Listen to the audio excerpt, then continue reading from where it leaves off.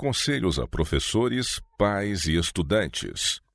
Capítulo 26. Sob a disciplina de Cristo.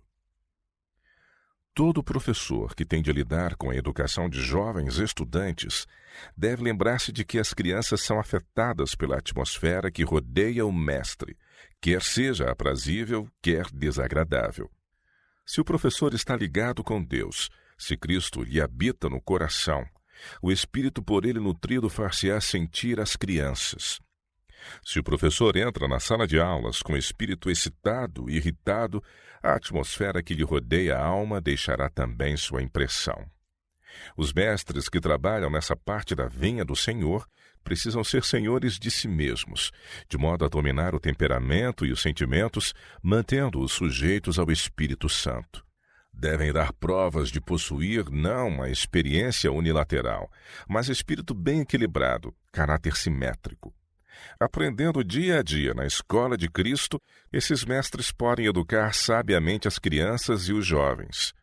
Cultivando-se e dominando-se sob a disciplina de Cristo, entretendo viva ligação com o grande mestre, terão conhecimento inteligente da religião prática e, conservando a própria alma no amor de Deus, saberão exercer a graça da paciência e da suavidade cristã. Compreenderão caber-lhes importantíssimo campo a cultivar na vinha do Senhor. Erguerão a Deus o coração na sincera súplica: Senhor, sê tu o meu modelo. E então, olhando a Cristo, executarão a obra de Cristo. Mente bem equilibrada e caráter simétrico são exigidos dos professores em todos os sentidos. O ensino não deve ser entregue nas mãos de rapazes e moças que não sabem lidar com a mente humana, que jamais aprenderam a sujeitar-se à disciplina de Jesus Cristo, a levar-lhe em cativeiro até os próprios pensamentos.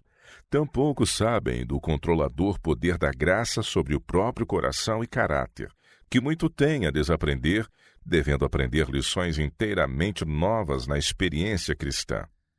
Há nas crianças e jovens toda espécie de caráter a tratar, e eles têm mente impressionável. Muitas das crianças que cursam nossas escolas não receberam em casa a devida educação. Algumas foram deixadas à vontade para fazerem o que lhes aprazia. Outras foram criticadas e desanimadas. Bem pouco de agrado e animação lhes foram mostrados. Poucas foram as palavras de aprovação a elas dirigidas. Elas herdaram o caráter imperfeito dos pais, e a disciplina doméstica não foi de nenhuma eficácia na formação do caráter correto.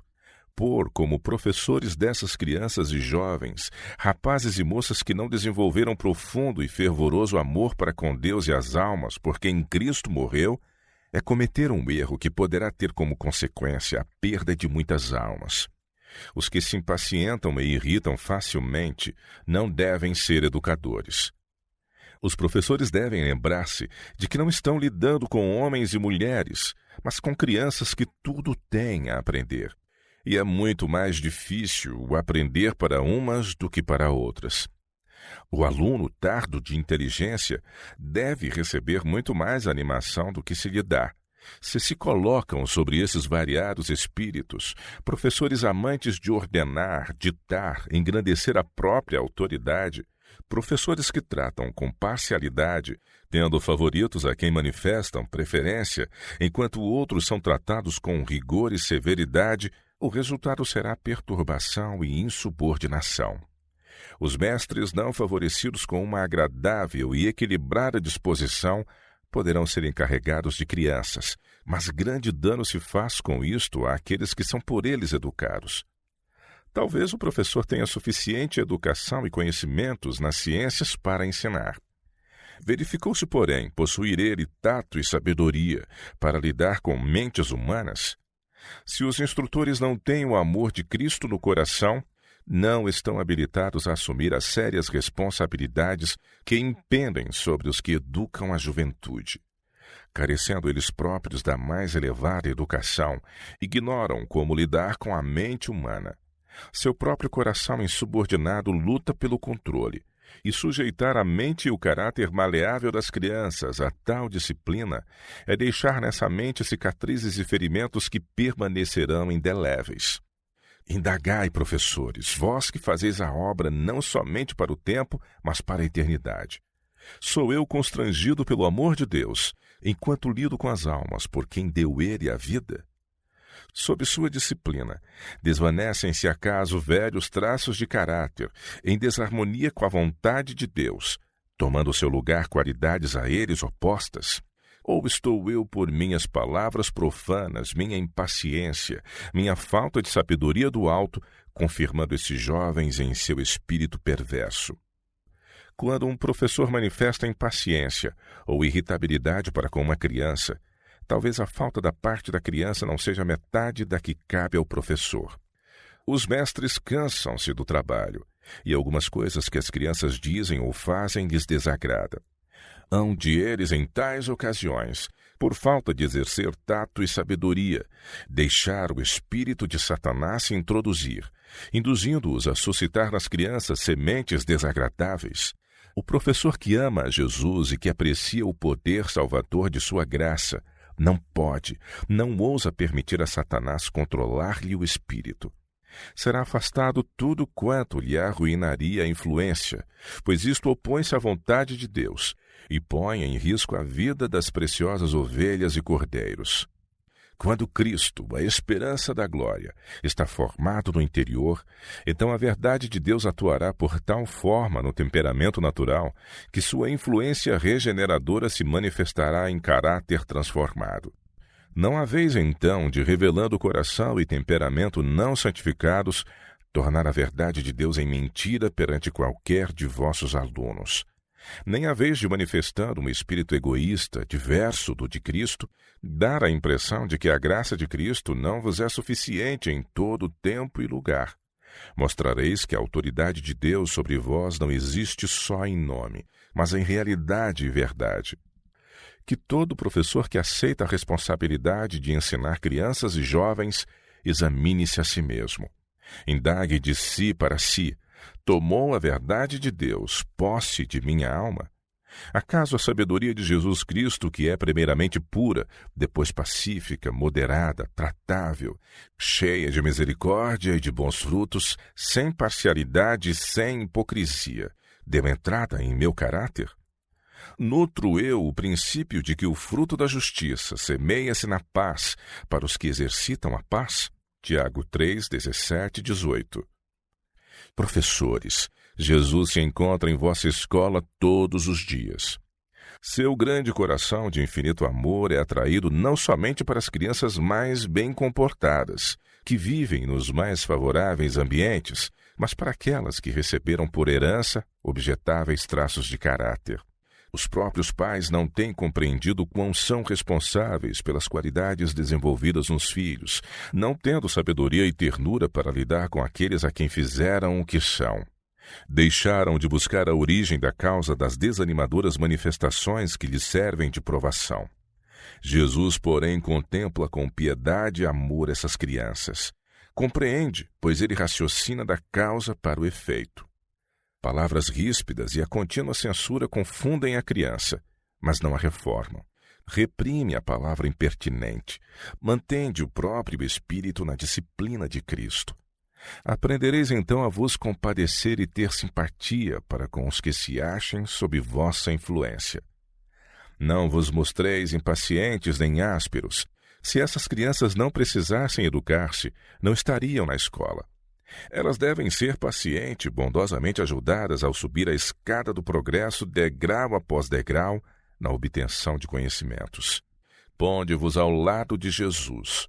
Possuindo-lhe os atributos, sereis possuidor de vivas e ternas sensibilidades, e haveis de tornar vossa a causa dos errantes. A vida religiosa de grande número de professores que professam ser cristãos é de modo a demonstrar que não são.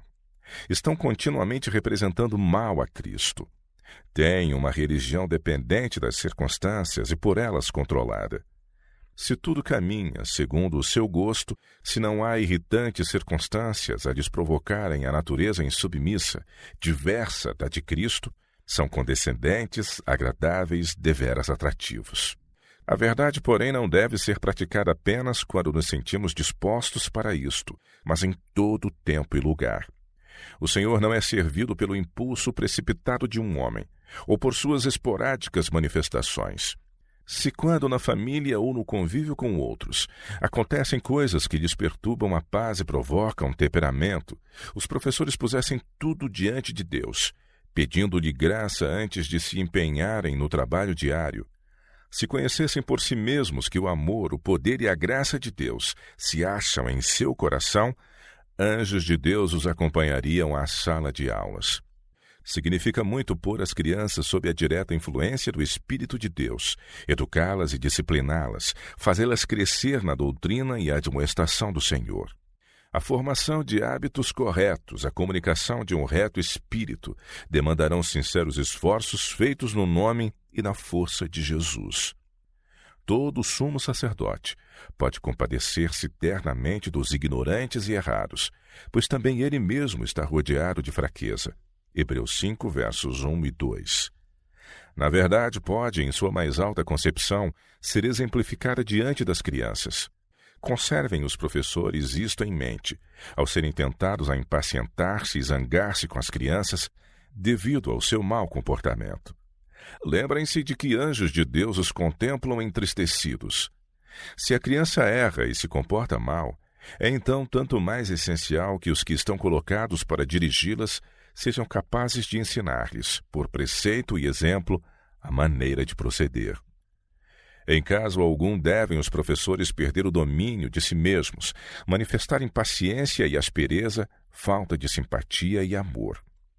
Os que são naturalmente irritáveis, que se ofendem facilmente e que nutriram o hábito de criticar e de suspeitar mal, devem buscar outra espécie de trabalho, onde seus desagradáveis traços de caráter não se hajam de reproduzir nas crianças e jovens. Em vez de estar aptos a instruir as crianças, esses professores precisam de alguém que lhes ensine a eles as lições de Jesus Cristo.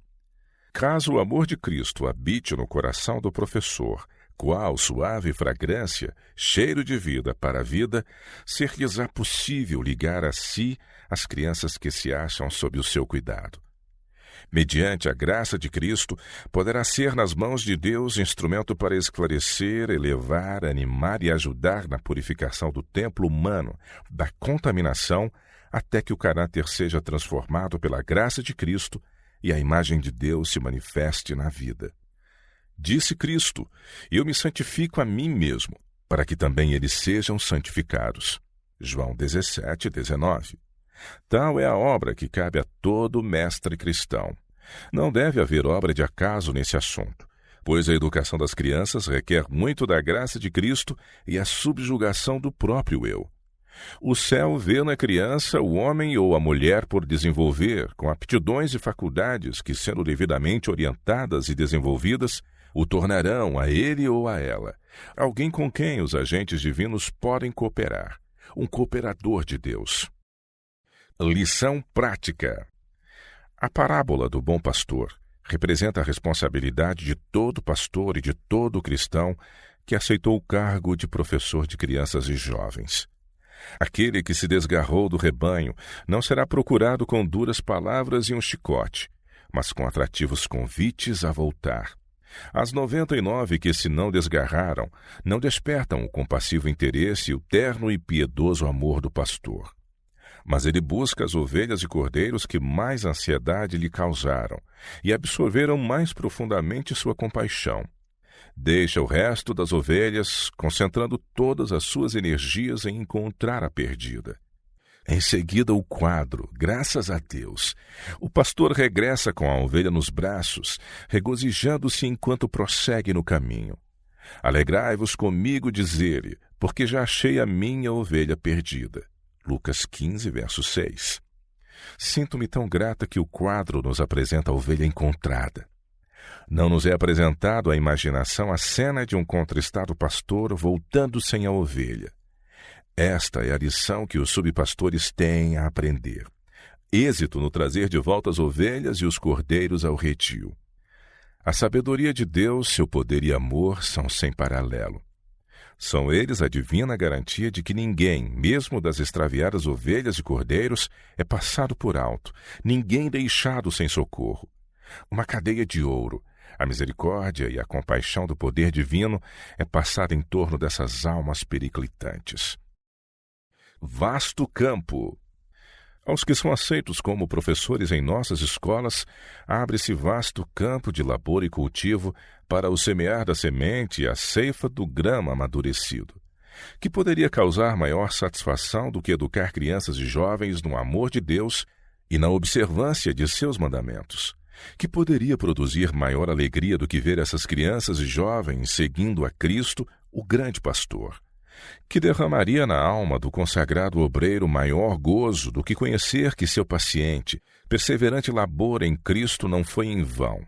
Ver seus alunos experimentando na alma a alegria dos pecados perdoados, vê-los recebendo as impressões do Espírito de Deus em verdadeira nobreza de caráter e na restauração da imagem moral de Deus, buscando aquela paz que provém do Príncipe da Paz. A verdade, um grilhão? Sim, em um sentido, porquanto ela prende a alma em voluntário cativeiro ao Salvador, dobrando o coração à suavidade de Cristo. Conquanto os retos princípios e os hábitos corretos sejam de primeira importância entre os requisitos do professor, é indispensável que seja possuidor de cabal conhecimento das matérias do ensino. Com a retidão de caráter, devem aliar-se elevadas aquisições literárias. Se sois chamado a servir como professor, sois chamado a ser também um discípulo. Se tomais sobre vós a sagrada responsabilidade de ensinar a outros, assumes o dever de vos tornardes senhor de toda a matéria que vos propondes ensinar. Não fiqueis satisfeito com ideias apagadas, espírito indolente ou frouxa memória. É nobre ensinar, bem-aventurada coisa é aprender. O verdadeiro conhecimento é um bem precioso e quanto mais dele possui o professor, tanto melhor será o seu trabalho. Ao enviar os filhos às escolas públicas, os pais os estão colocando sob desmoralizadoras influências que prejudicam a moral e os hábitos. Em tal ambiente, recebem muitas vezes as crianças instruções que as preparam para serem inimigos de Cristo. Perdem de vista a piedade e a virtude. Muitas escolas públicas se acham impregnadas da deletéria influência de meninos e meninas experientes no pecado, e as crianças que têm permissão de brincar na rua também estão recebendo uma educação que os negligentes pais hão de um dia reconhecer que conduz à indiferença a tudo e à ilegalidade. Deus deu aos jovens e às crianças espírito indagador. Suas faculdades de raciocínio são desconfiadas como preciosos talentos. É dever dos pais ter diante de si, em sua verdadeira significação, esse assunto da educação dos filhos, pois ele abrange muitas facetas. Os filhos devem ser ensinados a aproveitar cada talento, esperando que todos sejam empregados no serviço de Cristo para o erguimento da humanidade caída. Muito do êxito de uma escola de igreja depende do professor escolhido. A pessoa colocada à testa de uma escola deve ter idade apropriada, e onde o número de alunos é suficientemente grande, devem-se escolher auxiliares dentre os de mais idade. Assim obterão os alunos valiosa experiência.